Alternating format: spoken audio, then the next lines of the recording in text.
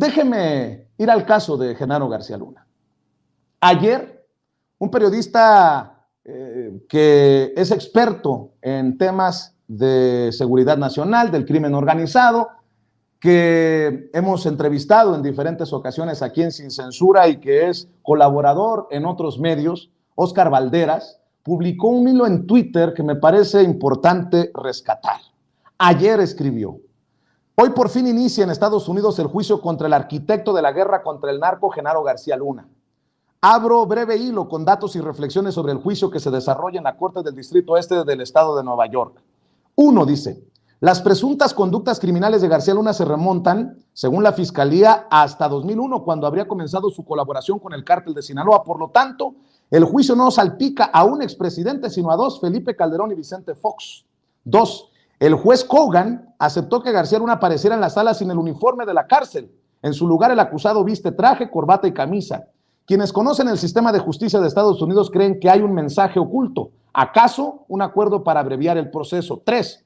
Un acuerdo podría llevar a García Luna a una celda hasta por 10 años, no menos. Pero si se arriesga a un juicio largo, el policía mexicano podría ser sancionado hasta con cadena perpetua. El mismo castigo que su supuesto socio Joaquín El Chapo Guzmán. Un cierre redondo. 4. El destino de García Luna está en manos de apenas 12 personas y 6 eventuales sustitutos, es decir, el jurado, quienes escucharán a decenas de testigos a favor y en contra, y luego podrían determinar la responsabilidad del exfuncionario en 5 cargos criminales. 5. Hasta este mediodía, o sea, ayer escribía Óscar Valderas, la lista de testigos sigue siendo secreta, pero sí se conocen los perfiles más relevantes de los informantes, narcotraficantes y exservidores públicos que negocian beneficios personales a cambio de información. It's not personal, it's business, escribe Óscar Valderas y pone la fotografía de la Barbie y del Grande. 6. La confesión o declaratoria de culpabilidad contra García Luna obligaría a 2 expresidentes a explicar por qué colocaron, por complicidad u omisión, a un integrante del cártel de Sinaloa en lo alto del gabinete de seguridad. Si sabían, mal, si no, también. En el primer supuesto, número 7 de lo que escribe Óscar Valderas en Twitter, la responsabilidad de Calderón y Fox no es política, es penal. Ellos deben responder por delitos graves como delincuencia organizada. En un país como México, donde los exmandatarios son intocables, acá hay una oportunidad para combatir la impunidad. 8. En el segundo, urge una reforma profunda a la administración pública federal y estatal.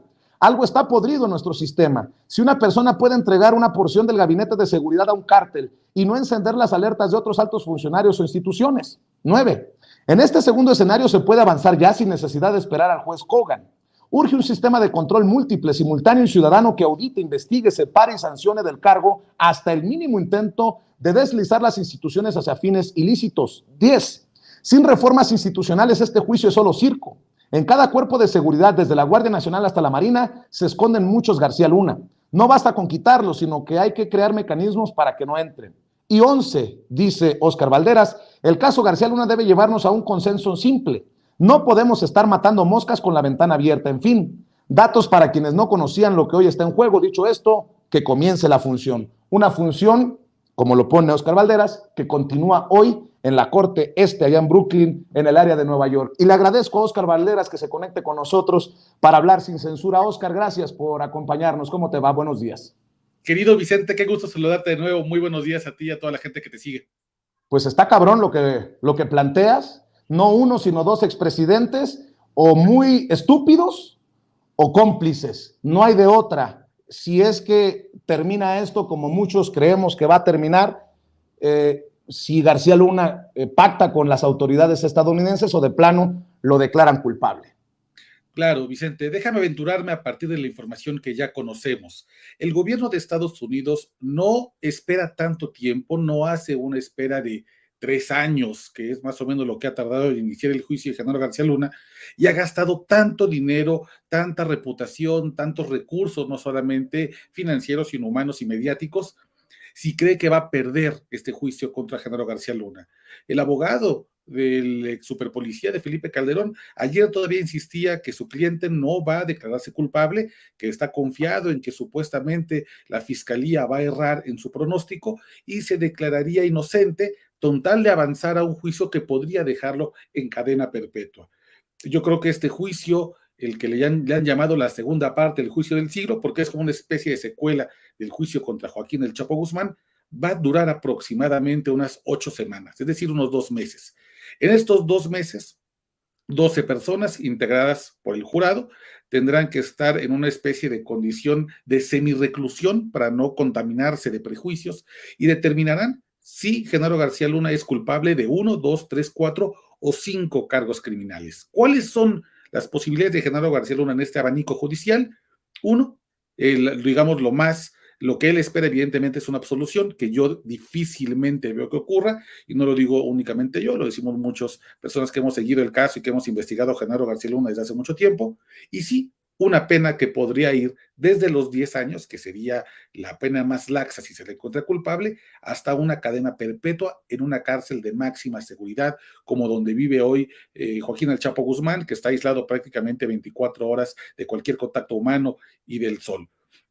Ese es en concreto, digamos, lo que se juega Genaro García Luna en las próximas semanas. Pero más allá, Vicente, de lo que pueda determinar el jurado y lo que pueda determinar la Fiscalía de Estados Unidos, me parece que no se trata ya de un juicio de Genaro García Luna. Quienes realmente están en el banquillo son Felipe Calderón y Vicente Fox. Yo creo que ya hay un consenso general, mediático, al menos popular, digámoslo de ese modo, de que Genaro García Luna fue un colaborador activo, estuvo en la nómina del cártel de Sinaloa, y habrá que determinar en este momento qué de eso, qué de esa responsabilidad le corresponde a dos exmandatarios. Y digo también Vicente Fox, porque tal vez mucha gente no lo sabe, fue Vicente Fox quien encumbra a Genaro García Luna, quien lo convierte de un funcionario gris, apocado, inseguro, de pocas luces, en el director de la AFI, la Agencia Federal de Investigaciones, que tú bien sabes, se deshace en un sexenio, no aguanta el paso del tiempo porque se encuentra infestada de corrupción. Y luego, evidentemente, Felipe Calderón lo lleva hasta la Secretaría de Seguridad Pública, donde Genaro García Luna, de acuerdo con mis investigaciones, forma a un grupo secreto llamado los 12 Apóstoles. Estos 12 apóstoles tenían que entrarle con una lana para pertenecer a este club exclusivo, $50,000 era el cover mínimo, con el cual se les vendían plazas, se les permitía tener operadores afines en lugares donde podían generar mucho dinero, y hicieron un negociazo privado con la seguridad pública. A ver, era como el cadenero, pues, o sea, era el malandro y el cadenero. Tú sí entras, tú no entras, y vamos a poner al mejor postor esto de los apóstoles y de los jinetes del apocalipsis, algo por el estilo, ¿no, Oscar? Había dos grupos, el llamado los 7 jinetes del apocalipsis, que era un grupo compacto, que eran los hombres de la mayor confianza de Genaro García Luna. Está Luis Cárdenas Palomino, que ya está detenido, Ramón Pequeño está detenido, Facundo Rosas, que también ya estuvo detenido y fue liberado tras no encontrarle supuestamente responsabilidades en el operativo Rápido y Furioso. Y ese grupo, digamos, se llegaba con una incondicionalidad absoluta, una lealtad ciega. Y luego estaba el grupo de los 12 apóstoles a los que se entraba, claro, sí, con una incondicionalidad, pero también entrándole con lana, con muchos recursos para pagar una especie de derecho de piso, de franquicia dentro de la Secretaría de Seguridad Pública Federal.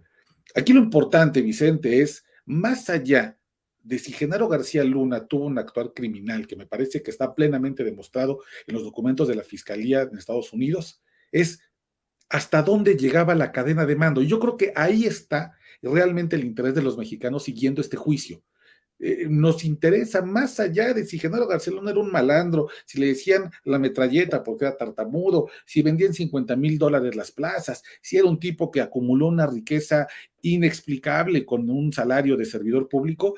Más allá de todo eso, me parece que lo más importante y lo que se va a determinar es si dos expresidentes colocaron a sabiendas de una negra reputación, de un historial criminal, a un hombre que colaboraba activamente con los grupos criminales y que además se le permitió operar bajo el supuesto de que era mucho mejor o era más fácil o más conveniente administrar la seguridad pública delegando algunas responsabilidades al cártel más poderoso en ese entonces, al cártel de Sinaloa, que hacer lo que juraron hacer, que era defender la Constitución y sí combatir a fondo a los cárteles mexicanos.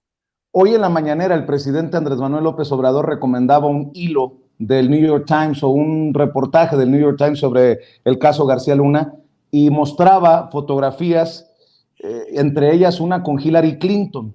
¿Están en peligro también de ser mencionados los alcahuetes del lado gringo, Oscar? Porque, bueno, Entre otras cosas, me llamó la atención que en las crónicas que leo de los corresponsales, que en algunos momentos García Luna sonreía, y me acordé de aquella, pues tristemente icónica fotografía de la Barbie cuando es presentado ante las autoridades, que sonreía y que podría ser uno de los testigos protegidos de los fiscales. No solamente saldrán nombres, si esto va como esperamos, del lado mexicano. ¿Tú crees que salgan nombres del lado estadounidense y aquellas autoridades, en su caso Hillary Clinton, hasta el presidente Barack Obama, el hoy presidente Joe Biden, que era vicepresidente en esos momentos, o se protegerá del lado gringo a su gente? No, ya están protegiéndolos, ya están protegiendo Vicente. La propia fiscalía ha pedido que se deseche dentro de la carpeta que se le entrega al jurado fotografías muy importantes que revelan los padrinos también que tenía Genaro García Luna del otro lado del río Bravo. No era un hombre que únicamente operara en México, sino era una persona que además tenía condecoraciones, medallas, friends, compadres de todo el lado de Estados Unidos. Fue capacitado por el FBI, tenía amigos en aduanas, tenía amigos también en la CIA. Era un hombre que además recibió gran parte del entrenamiento que después habría entregado a los cárteles mexicanos de las propias autoridades de Estados Unidos. Y mucha gente, principalmente la fiscalía, está queriendo ocultar el hecho de que Genaro García Luna fue un consentido del gobierno de Estados Unidos y que por ende el gobierno de Estados Unidos tendría que asumir la responsabilidad de haber formado técnicamente a un ingeniero que se convierte en policía y que después se convierte en integrante del crimen organizado. ¿Qué pasa en Estados Unidos? Les gusta mucho la caricatura de Genaro García Luna, que claro, es cierta. Sí, el policía apocado, mediocre, de pocas luces, que a partir de designaciones presidenciales comienza a escalar en las estructuras de la policía hasta llegar a lo alto y después corromperse para favorecer al capo más importante de México y en ese entonces del mundo. Ese lugar común, me parece que el gobierno de Estados Unidos lo ha explotado bien. Es una narrativa que además hace sentido a los mexicanos y hace sentido al relato de corrupción que los Estados Unidos suelen contar de lo que pasa en México, pero lo que no están contando es lo que tú bien recuerdas, Vicente, que este no es un hombre que se creó solo, es un hombre a quien el gobierno de Estados Unidos le invirtió recursos, le invirtió armas, le invirtió conocimiento. Bueno, no hay que olvidar que el operativo Rápido y Furioso, este operativo fallido que pretendía rastrear armas hasta las manos de grupos criminales en México que llegaron desde Estados Unidos hasta territorio nacional, fue avalado por el propio Genaro García Luna porque existía la confianza de que él era un hombre probo, honesto, que estaba dispuesto a dar la vida por la seguridad de los ciudadanos en México. Y años después se dan cuenta que en realidad lo único que hicieron fue alimentar al monstruo. Yo creo que hay una responsabilidad compartida no solamente de los expresidentes mexicanos, sino también de altos funcionarios en Estados Unidos, funcionarios que, como tú bien comentas, hoy todavía están en la toma de decisiones del presidente Joe Biden, de explicar por qué nadie se dio cuenta de lo que estaba pasando y por qué tuvieron que sufrir cientos de miles de personas en México hasta que las autoridades binacionales pudieran prender las alertas y entonces sí detener a esta persona, que además, déjame decirte, Elio Vicente, no está solo. Hay todavía muchos personajes ligados a Genaro García Luna que permanecen desgraciadamente en las instituciones actuales de seguridad. No ha sido desterrado del todo el legado negro de Genaro García Luna de la administración pública, tanto federal como locales. Hay también una responsabilidad pendiente del gobierno actual de localizar a esos elementos cercanos a Genaro García Luna y removerlos, porque se trata de un cáncer que en cualquier momento nos vuelve a hacer metástasis. Yo sé que tienes muchos compromisos, pero si me permites para cerrar, Oscar Valderas, y en esto también, hoy en día tenemos mucha responsabilidad los periodistas, los medios de comunicación. ¿Yo qué te voy a decir? Seguramente tú has leído cada cosa que escriben sobre lo que opino. Puede o no gustar a la gente, pero estos de los medios tradicionales, entre otras cosas, nos llaman paleros por pensar diferente, nos acusan de recibir dinero del gobierno, lo que nunca van a poder probar porque no es cierto. Pero creo que muchos de esos medios tradicionales están en aprietos si es que se confirma que se darán nombres y apellidos de personajes que le limpiaron la cara a Genaro García Luna desde los medios de comunicación. ¿Tú crees que se den a conocer nombres de estos chayoteados, si me permites la expresión, o maiceados o favorecidos en tiempos de García Luna? que saldrán mencionados los medios de comunicación. Se me viene a la mente aquella serie de la Policía Federal en Televisa, tantos columnistas, tantos personajes que hoy, por cierto, o callan o dicen cosas muy por encimita del caso de Genaro García Luna. ¿Y qué tan importante sería esto para nuestra realidad en los medios de comunicación, en el periodismo, tan lastimado por aquellos silencios millonarios o por aquellas mentiras y coberturas a modo? Para cerrar, tu opinión, Óscar Balderas. Mira, Vicente, yo creo que sin duda Genaro García Luna avanzó como suelen avanzar los grupos criminales cuando quieren gobernar una plaza. Empiezan por empresarios, luego avanzan hacia políticos y terminan cercando a la prensa con una mordaza. Genaro García Luna hacía eso. Genaro García Luna tenía dos tipos de mordaza. Con una tapaba la boca con la mano y otra tapaba la boca con billetes. Sin duda, no hay que tapar el sol con un dedo. Genaro García Luna sí tenía en medios digitales, en medios tradicionales, en las incipientes redes sociales que apenas comenzaban por aquellos años, sí tenía incondicionales a quienes les pagaba para proteger su propia reputación. También debo decirlo, hubo muchos periodistas muy valientes en medios tradicionales y en medios no tradicionales que se animaron a hablar de lo que muy poca gente quería hablar, que era el poder de Genaro García Luna. No hay que olvidar que era un hombre temible, era un hombre terrible, con una sed de venganza que muy poca gente conoció realmente y que además estaba rodeada de gente muy peligrosa que estaba dispuesta a hacer cosas terribles con tal de proteger a su jefe, su incondicional, su apóstol. En ese sentido, yo creo, Vicente, que después, con el paso del tiempo, la misma historia pondrá a los periodistas valientes que hablaron contra Genaro García Luna desde sus trincheras, desde las que fueran, en su justa medida. Y pondrá también a quienes recibían dinero, a quienes se callaron por conveniencia o por miedo, y los pondrán en su lugar. Pero yo creo que el juicio contra Genaro García Luna realmente no va a ir hacia los periodistas, hacia los comunicadores. Me parece que más bien el foco va a estar puesto en los colaboradores, en los servidores públicos, en los narcotraficantes, en las responsabilidades penales de la alta burocracia en México en los sexenios anteriores y ver que tanto se extiende hasta los sexenios de Enrique Peña Nieto y el propio sexenio. Yo creo que desgraciadamente, como decía en mi hilo en Twitter, hay muchos Genaros García Lunas que atraviesan administraciones públicas, no solamente sexenios, sino que atraviesan también al Estado mexicano. Y yo creo que ahí está el gran valor de lo que vamos a ver en las próximas 8 semanas, en los próximos meses. Óscar, sí, Óscar, tú sabes que siempre te he agradecido tu generosidad para la audiencia de Sin Censura, que en algunos momentos podríamos no coincidir en nuestras visiones, pero se respeta tu trabajo, que lleva también en sí mucho riesgo. Nos hemos solidarizado siempre ante las amenazas y bueno, a lo que entiendo es que Genaro García Luna sigue siendo peligroso, así que hay que cuidar esta labor que se realiza de aquellos que sí hablamos. Y mi querido Óscar Balderas, ¿por qué no cerramos precisamente invitando a la audiencia de Sin Censura? Insisto, aunque no compartamos siempre opiniones, es importante que no nos crean ni a ti ni a mí a ojos cerrados, que la audiencia busque, investigue, indague, porque ahí está el secreto, yo creo, para avanzar. ¿Por qué no cerramos invitando a la gente a tus trincheras y a lo que estás analizando e informando? Claro, Vicente, ya hay temas para cerrar un poco lo que dices, estoy completamente de acuerdo contigo. Yo creo que el poder no debe temer a los periodistas, debe temer a la audiencia de los periodistas. Y como tú bien dices, será la gente que nos escuche quien forme su mejor opinión y quien tenga que tomar una decisión sobre cómo va a observar y cómo va a consumir ese juicio que me parece muy relevante para la seguridad pública en México y para explicar la corrupción principalmente de los expresidentes Felipe Calderón y Vicente Fox. Y podemos continuar la conversación en mi cuenta de Twitter, @OscarBalmen. Ahí voy a darle seguimiento al juicio de Genaro García Luna y otras cosas más que tengan que ver con temas de seguridad y crimen organizado.